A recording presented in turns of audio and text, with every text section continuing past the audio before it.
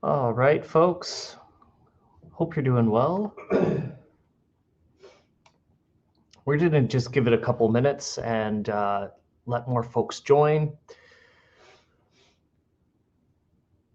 Okay, I see a few more folks coming in. So just to start off, there's a chat there on the side. There's a Q&A. Please feel free to use them if you have any questions. We will be doing a Q&A at the end of the session. So if you have any questions, I'll be looking there to the Q&A and answering them as they come up. Hey, how are you? Okay.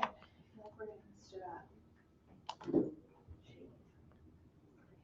I did send.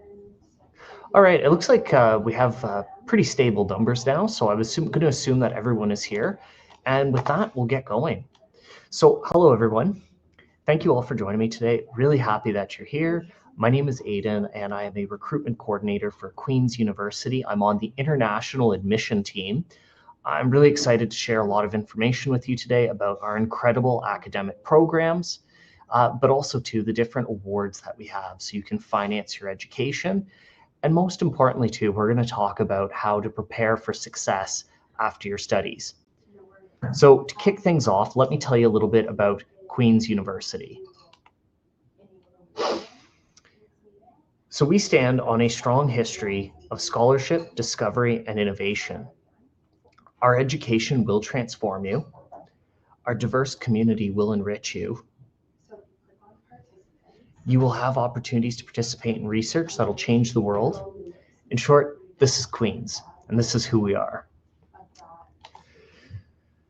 So just a few numbers to start you off. We're actually in the top 10 medical doctoral schools nationwide. What that means is that we have a terrific medical program. We also have over 4,000 international students coming from 121 different countries. So we're very much a global campus. You have opportunities to meet folks from just about anywhere while you're at Queen's. One thing that we're really proud of is our commitment to sustainability. So we're actually ranked first in North America and third worldwide by the Times Higher Education Impact Rankings. And what these folks do is they assess universities across the world based on their commitment and their the steps they've taken to forward the UN's Sustainable Development Goals. The Sustainable Development Goals are very interesting, so if you want to take a look at them, I recommend giving them a quick Google, but it's something that's really important to us. So if that's an area you want to explore too, then, please feel free to join us on that. Okay, so a few more numbers just for you. We actually have the highest retention rate in the province of Ontario, and what that means is that 95% of our students that complete their first year of university at Queen's continue on to their second year. And what that means is students enjoy the program, they like what they're studying, they want to continue with us. We also have an 89% graduation rate. This is one of the highest graduation rates in Canada. But graduation and retention are not the only measures of success. Something that's incredibly important to look at too is employment rate. So 94% of our students that graduate at Queen's are employed within 6 months of graduating. And again, that's incredibly high. We are very career focused. And when it comes to international students too, we have a commitment to providing you with not only an exceptional education experience that covers academics, but also comprehensive support services. Some of these services are on screen right now. You'll also find too at Queen's that there are a lot of opportunities for personal development. Now, regardless of which program you choose, there's going to be core aspects to all Queen's degrees. Across all programs, you can expect challenging and rigorous academics and a supportive environment too to make sure that you're going to succeed. So again, lots of supports and resources. There's also experiential learning embedded into all of our programs, and I'll talk a bit more about that in just a bit. Now, building on these aspects, you're going to find that our students are really confident in their ability to make a global impact and also maintain a welcoming community. We're going to finish off this presentation today by talking a bit about some of the financial aid awards that we have that'll help reduce financial barriers and help you invest in your education and your future. Before I get into that nitty gritty, it's best that I do talk about our programs and let you know that what we have on offer. So I'm going to be going by faculty and school. So the first faculty I'll mention is arts and science. Arts and science is by far our largest faculty. Most arts and science students are actually in the general first year program. And what this allows you to do is to explore a variety of subjects, narrow down what it is that you want to study, and then apply for your major, your specialization. I shouldn't say apply, you choose your major or your specialization at the end of first year going into second year. There are also some direct entry programs as well in arts and science. So if you already know what major you want and you want to just go right into it, well, as a kinesiology student, life science student, music student, or computing, you can start right away in those majors. The next school I'll talk about is the Smith School of Business. This is an incredible business school.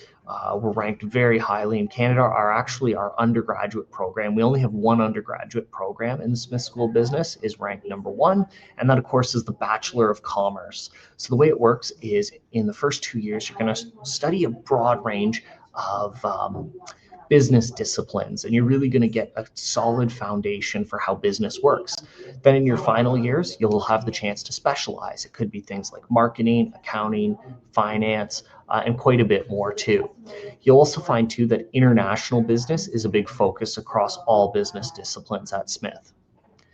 The next faculty I'll mention is health sciences. Health sciences offers 2 programs. The first program is health sciences, which is the health sciences major, and it's really designed to create medical professionals.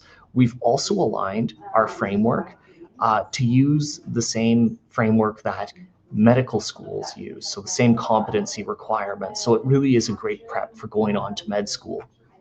The second program that's in health sciences is nursing science.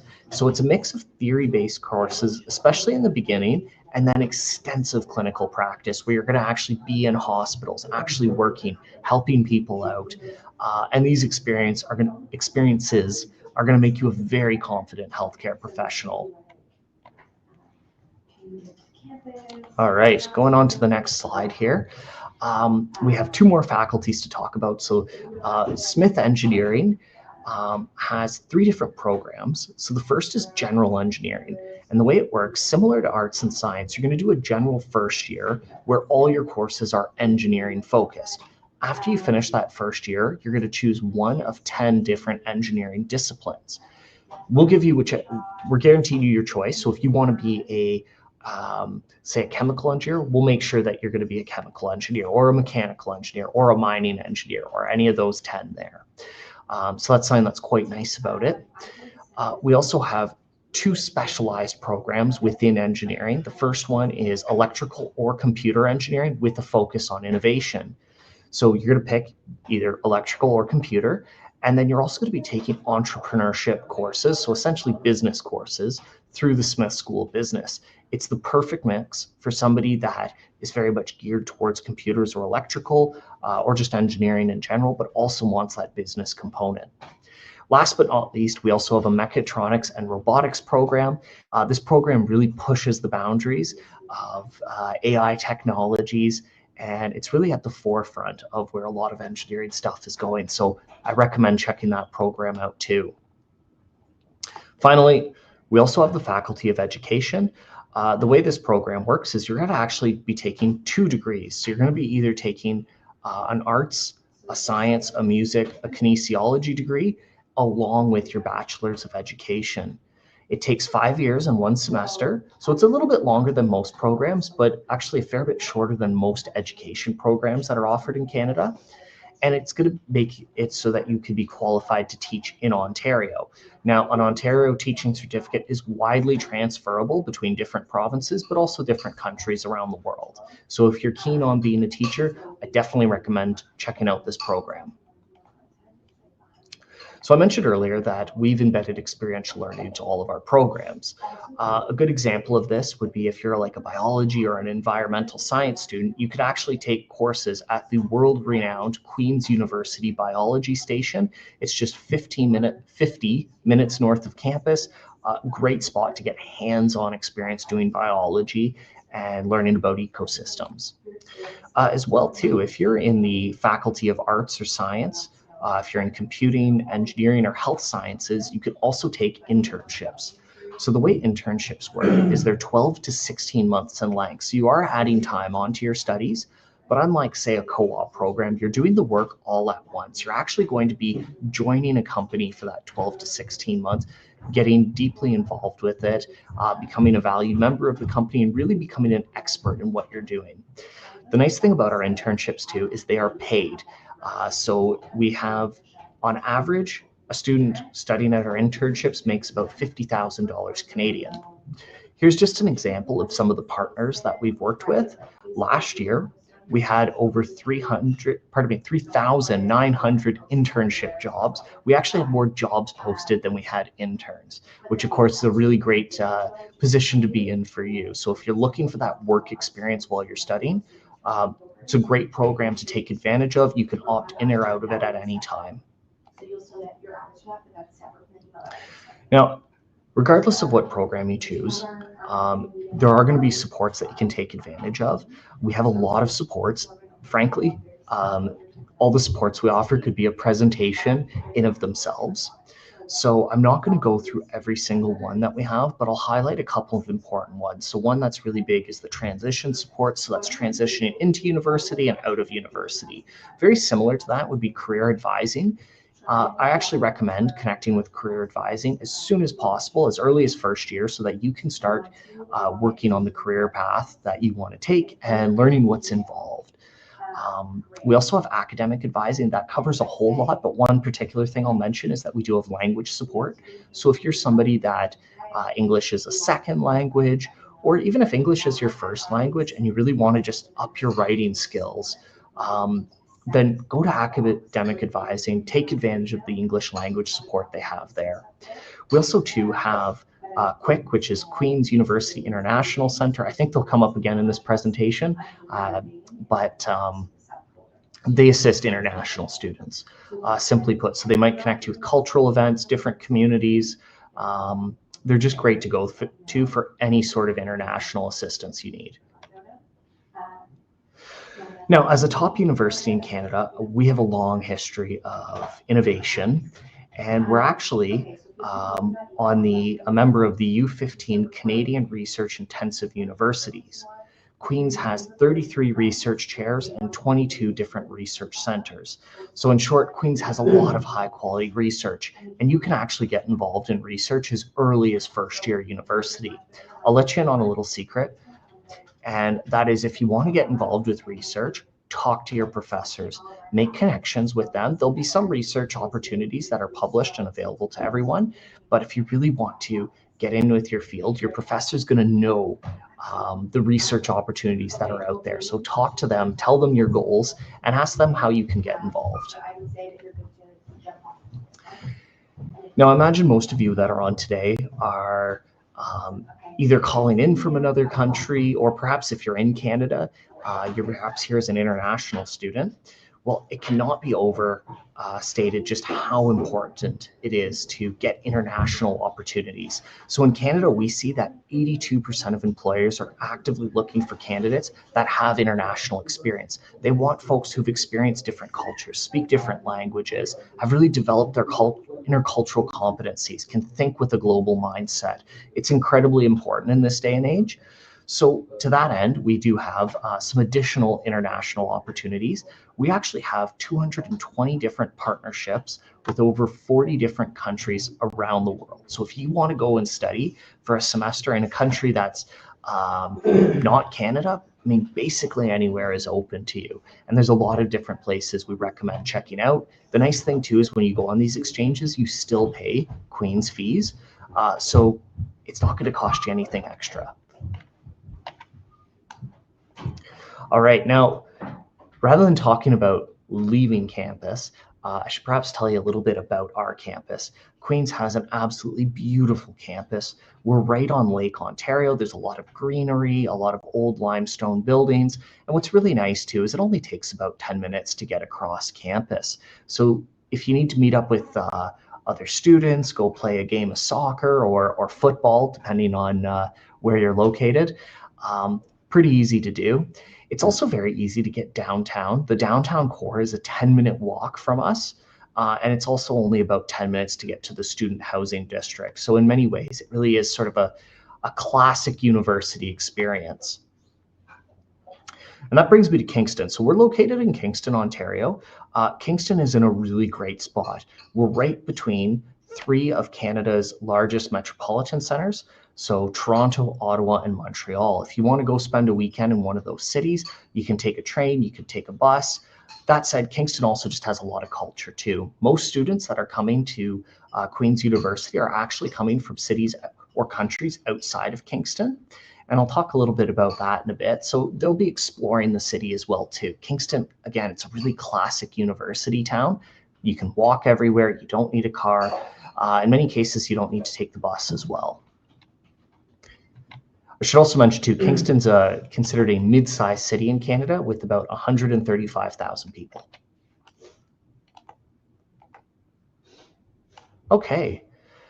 Now at Queen's, learning is really just not limited to the classroom. There's a lot of different things you can get involved with outside of the classroom, such as student government, sports teams, different academic competitions.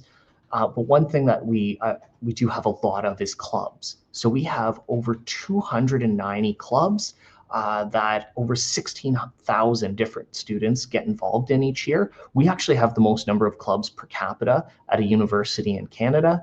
So if you're looking to have experiences outside of the classroom, whether they be academic or fun, there's a lot of different things you can do. I mentioned a bit earlier about the community at Queen's, that most folks are coming from outside of Kingston, outside of Canada. And what that really means is that students are coming and they're forming their new community there. So we have a very welcoming community. You'll find if you're walking around campus, if you have a question or you need directions somewhere or just assistance with anything, you can approach just about anyone. People are very friendly on campus. Even in Kingston, the local community, folks are really friendly. They're very laid back, very easygoing, and they'd be happy to help you. I mentioned earlier that we have QUIC, which is the Queen's University International Center. So I did say they'd appear on slide here again. Great resource to go to if you need to get connected with anyone on campus. They have their own events too that they do throughout the year. So I'm wondering, is there any sports fans here? Hopefully there's a few, because we are a very big sports school. We have a lot of different athletic opportunities to get involved in. Each year, about 1,000 students proudly wear the tricolor on our sports teams, our varsity sports teams, that is. So whether that's soccer or football, in this case, I'm talking about like American or Canadian football, which is overhand, or hockey. You can play on that level, or if you just want to do some pickup games or intramurals and play a little bit more fun, in more fun leagues, I should say, and less competitive, you can do that as well too. But we really do value sports, and I would say that our soccer team has really taken off in recent years. So usually there's a few soccer fans here, and if you're a good soccer player, we'd love to have you. Okay, so each year that, we hear from students that part of their success is being in a good environment, being in a quality living environment. We actually have a lot of, a really nice living environment on campus and off campus. So I mentioned earlier, off-campus housing, the student housing districts, it's only a 10-minute walk. You're nice and close to the university, but on campus, we have 17 different residence buildings. We actually do guarantee residence for international students that are coming in their first year. We have a ton of different options. So you could be in a quad room, you could be in a double room, you could be in sort of a suite style or apartment style where you have like a shared washroom. Yeah, so a lot of different options there. You could also have a single room too if you need your own space. And we have different sizing options too. Whether you're on campus or off campus, you do also have access to a meal plan. If you apply to residence and live in residence on campus, then the meal plan does come with your residence fees. And if you're off campus and just don't want to have to do your own cooking, you'd rather eat on campus and with the community, you can pay for just the meal plan. Speaking of payment, I do want to talk about the international awards that we have. Obviously, we understand that university is a really big investment in your future. So we do have some ways to help you make that investment. So the first one is we have the Dean's International Awards. They range anywhere from $40,000 Canadian to $100,000 Canadian. If you're a citizen of India, you may qualify for the Principal's International Scholarship from India, which is $10,000 Canadian over 2 years. Also, too, if you see any of the amounts here, just assume that they're in Canadian. I will let you know that the Canadian dollar is nowhere near as strong as the American dollar. So if you're thinking in American dollars, these amounts are going to be significantly less. And then, too, we have a variety of international admission scholarships, which are up to $9,000 Canadian. Should mention, too, just before I move on, too, so anyone who applies for admission to Queen's is eligible for a scholarship. The way we assess is automatically. So you apply, there's no additional work that you need to do. We'll automatically assess you. Okay, I mentioned earlier that we had English language supports. Now, if you're a newcomer to Canada and you will be required to submit an English language test. There are some exceptions to that, which I can go over. And I think I saw in the chat there were already some questions about the English language requirement. So I promise I will cover that in more detail at the Q&A period. But if you're coming here to Canada and you don't quite meet the English language requirements, we do offer a program called QBridge. Now, this is for folks who meet the academic requirements, but not the language requirements. And basically, what this allows you to do is take English language courses. You're still accepted to the university, and we're going to get you to the language level that you need to be successful in your courses.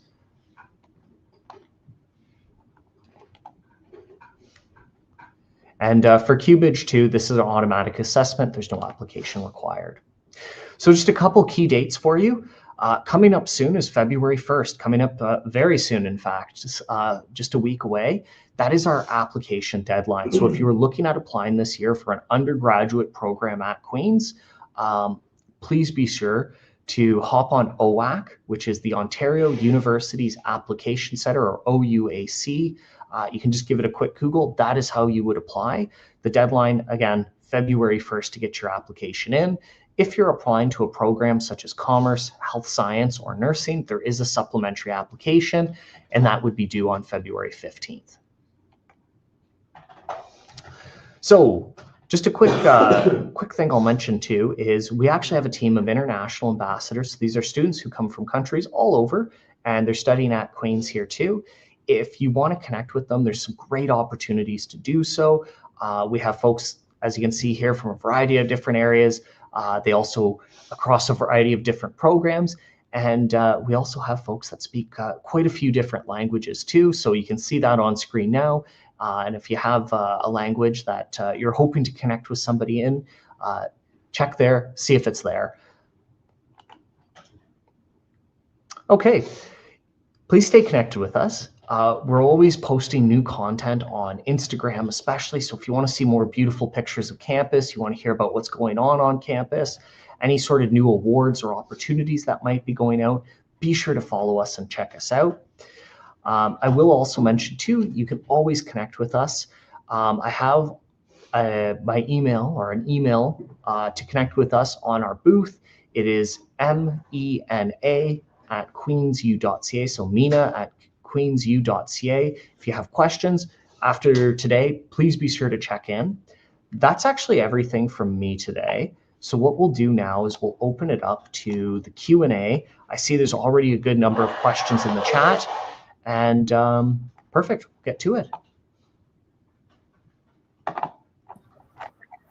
Thanks, Aidan. I can start reading the questions. Oh, that'd be great. Thank you. Yeah, so let's start from the top. Give me a second.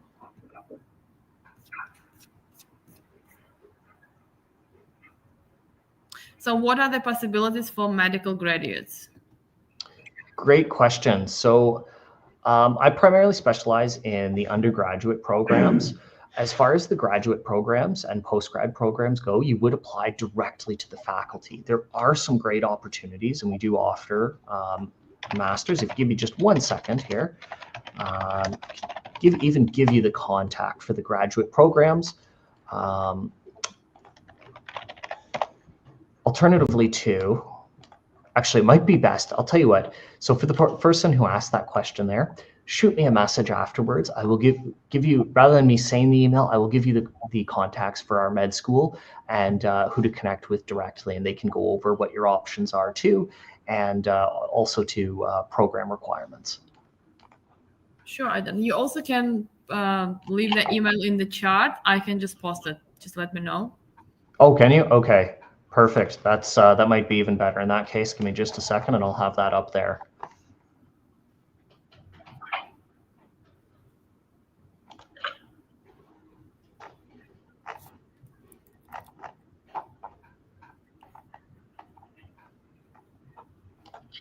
In the meantime, there's the next question. Yes. Yeah, so in the meantime, there's the next question. Do we need IELTS exam even if we have other English proof of proficiency?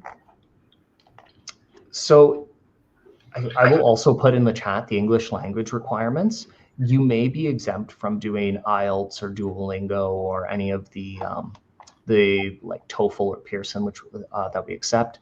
So if you've been studying at an institution where the primary language is English for the past 3 years, then you will not have to do an English test. Similarly, if you're in an IB program and you've achieved the English level A at HL or SL or English B at HL, the high level, you would be exempt. There are a few different ones. So what I'll do too, that one I will get in the chat right away. Give me 1 second here.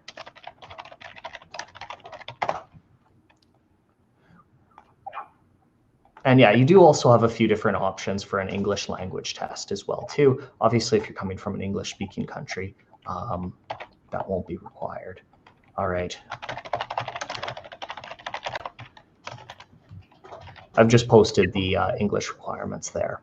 That's helpful. Thanks so much. I'll post it quickly. And here we go.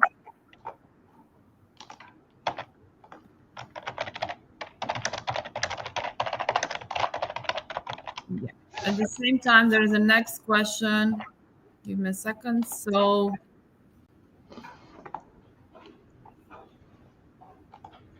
yeah. So what is the ranking for engineering programs in Canada? Great question. Well, we consistently rank high. It very much depends who's assessing us. Rankings change, depend on where you're being assessed, but we're always going to be in the top 5 as far as engineering programs go. One thing about our engineering program, which is quite different from a lot of schools, is that we guarantee your choice of major. So that is not the case at all universities. In some cases, you actually have to compete to get into the major you want after you've finished your first year. We don't do that. We're going to guarantee your major.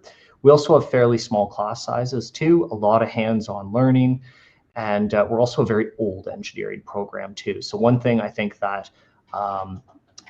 is sometimes overlooked is we have a huge alumni network. They're going to be very involved, and when it comes time to get in an engineering job, you're going to have made some great connections through them.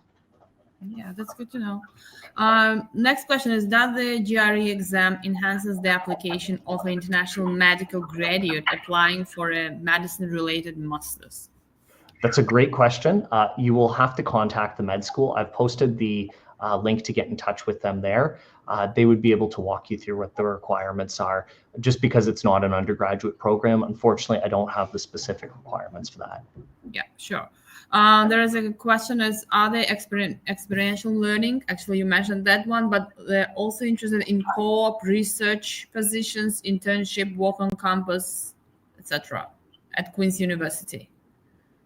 Yeah, so there's going to be experiential learning built into all programs across the board. It will look different program to program. So we don't have co-op. If you think of co-op in the traditional sense, it's where you do like a year of school and you do 3 months of work at a place, and then a year of school and 3 months of work. So it's very broken up, and you're not really spending a lot of time at a company. You're essentially doing a probation period. So what we've opted to do is to do it all at once. You're doing a 12 to 16 month internship where you're actually really getting involved with the company. A lot of times this leads to jobs afterwards because the company sees how you work for that time. It's also paid, which co-op is not always paid. We do want to make sure that you're actually making money when you're working. That's really important. The other thing to mention with internships too is, unlike a co-op program where you have to complete a co-op, you could always opt in and out of an internship at any point. Typically, most folks do their internships between third and fourth year, and you can do them anywhere. So we will find jobs for you, or if you want to make your own connections as well too, we're happy to work with connections that you make. We just have to make sure that you're being paid, that it's related to your program. So we will assess it as well too. And you can do an internship. It doesn't have to be in Canada. It could be anywhere on earth. Yeah, thank you so much. And there is a next question is, give me a second. It just, okay, what about the PhD programs in health? Again, great question. I don't know the answers to those, to the PhD programs in health. Again, I recommend getting in touch with the med school program. Their contact is up there in the chat, just because it's not undergraduate. Yeah, so actually, for those, yeah, sure. Oh, sorry, go ahead. Yeah, just wanted to mention, if someone is interested in med school, you just can go to this contact and answer your questions directly. You can email them. So I'll be skipping a couple of questions which is related to the graduate. Actually, just before we go to the next question, I want to go back to the other one about the internships and experiential learning. One of the things I didn't mention is research and working on campus. So there are job opportunities on campus. Absolutely, we're a pretty big campus. You know, I don't know if you may have noticed too on the internships, one of the things that popped up was actually Queens. So we actually take on a lot of our students for internships here. But not all work jobs on campus are internships. You could also just have, say, a part-time job. As far as research goes, though, tons of opportunities. Big thing is to connect with your professor, and I recommend doing that as early as first year. Okay. Is there guaranteed housing for international students? Yes. Okay, great. There's guaranteed residence. Yeah, we have 17 different residence buildings, all different styles. Great. Good to know. Okay, you've covered this one. Are international students eligible for the MED program? I think you answered that one. Okay, oh, sorry, go ahead. Sure, yeah, just go on, sorry. I was going to say international students. We welcome international students at all of our programs. So if you're interested, we'd be very happy if you applied. And yeah, we're always happy to have you here. What is the acceptance rate for international students? Acceptance rate. That's always a difficult one to quantify because acceptance rate, like if you look at all the applications we get, like, are you talking about getting accepted into the program? Or are you talking about you accepting an offer? It's a bit of a difficult one to cover. What I can recommend is to check out the program requirements for the program you're interested in, and I'll put those in the chat. The other thing I recommend too is to look at what grades are considered competitive. If you meet the program requirements and you meet the grade competitiveness, that means you're competitive for the program and you should apply.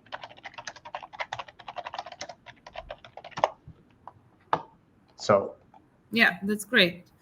First off, here's the competitive averages.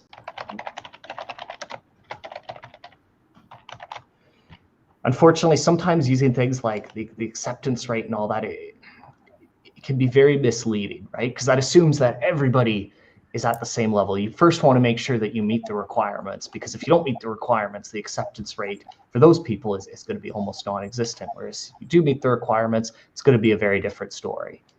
Yeah, agree. I posted the link in the chat, so you can just check it. And there is another question. Is there a career service that can help with resumes and interviews? There is, yes.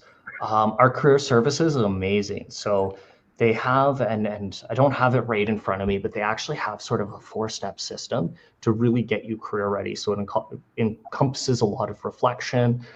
There's some activities to really think about what you're good at, what you're interested in, but it does also include things like resumes. It does include, preparing for interviews. They cover all of that. This is a little bit off topic from the question, but I should mention too that we also have writing supports too. So even if you're just looking for sort of non-resume writing supports, that could be for like academic papers, things like that. That's something that we have on campus. But yeah, career services would absolutely assist you with that. Okay, great. And there is a question, what countries do most international students come from? Most international students come from, our largest countries would be China and India, but we see students from all over the world. And I think for most schools, you're going to see that it's going to be China and India, partly because too that there's just a huge population. But we do have a lot of students joining us from the Middle East, from the United States, from other parts in the Americas. So I know over the past 5 years, we've had folks join from all over the globe. There's just about nowhere in the world that we haven't had students join us from. Yeah, that's great. It's quite diverse. So how's the housing facility in the university? And do you have PGWP? I'm not sure what it stands for. PGWP, I'm not sure either. Oh, yes, sorry, the postgraduate work permit. Yes, great question. Yes, we do. We can assist you. So the Queen's University International Center can assist you in doing an application to the postgraduate work permit. We'd be happy to help you with that. Sorry, I missed the acronym there for a second. And as far as the housing facilities go, there's a variety of different types, but they're quite nice. They're all pretty close to the different dining halls as well too. And that's not something I really mentioned in the presentation, but we have 3 large dining halls. We have some different retail options too. The dining halls all have different themes. The food is quite good, and it's very much a global sort of food. So the one dining hall that's my favorite is there's sort of a South and East Asia dining hall. And if you folks know, if you're familiar with the dish chana masala, they make an excellent chana masala. There's vegetarian options. There's food from everywhere. But as far as the housing facilities go, they're quite good. And because there's so many options, you can pick the kind of room that you want. Yeah, great. So are there orientation events so we can meet other international and other students? There is, yes. We have an orientation week. There'll be some international events. There'll be some that are open to everyone. So you'll be with like the Canadian students as well too. Absolutely. Orientation's very big here. I think we have a couple, like around 4 minutes, so I'll be quick. So are there any athletic scholarships? There are no athletic scholarships for international students, unfortunately. Okay. Typically Canadian universities don't have too much in the way of athletic scholarships, just in general. You've covered that one. Yeah, and I'm going to check a couple of other questions coming.